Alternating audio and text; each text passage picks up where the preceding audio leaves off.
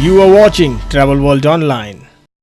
30 airports or airstrips and one water aerodrome in northeastern region up for bidding under UDAN 4.0.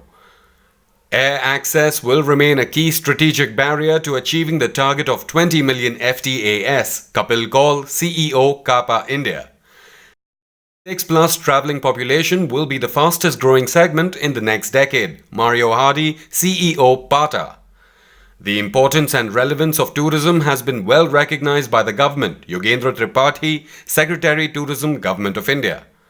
South African Airways facing financial crisis. Etihad announces partnership with Mumbai City Football Club. With focus on connectivity of northeastern region under UDAN scheme, the Ministry of Civil Aviation has invited bids for 6 underserved and 24 unserved airports or airstrips in the northeast states of India. The ministry has also recognized one water aerodrome location that is up for bidding in the region.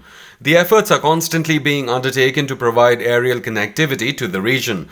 The move will not only boost tourism but will also transform economic situation of the region. Under this scheme, government is also providing additional viability gap funding (VGF) of around 25% to the airlines. Talking on the subject aviation, scaling 20 million tourists, Kapil Kaul, CEO, CAPA India said, to achieve 20 million foreign travellers will require the highest levels of strategic determination, commitment and coordination by the aviation and tourism industries to develop the capabilities and to implement the actions required to achieve the objective. Air access will remain a key strategic barrier to achieving the target of 20 million FTAS. I'm not going to talk about hotel capacity, civic infrastructure, mobility, gender, or anything else. I'll just talk about the air capacity that you require. I've been stressing at every forum, Mr. Sharma is aware, that our international capacity is so constrained that if you require to do the median approach, which is 7.5 CAGR, you will require closer to 4 times the air capacity in next 10 years.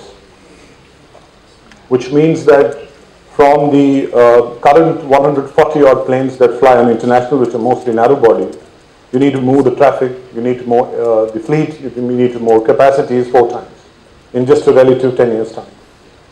I'm not going to talk about rest of the infrastructure and the other critical enablers that are required.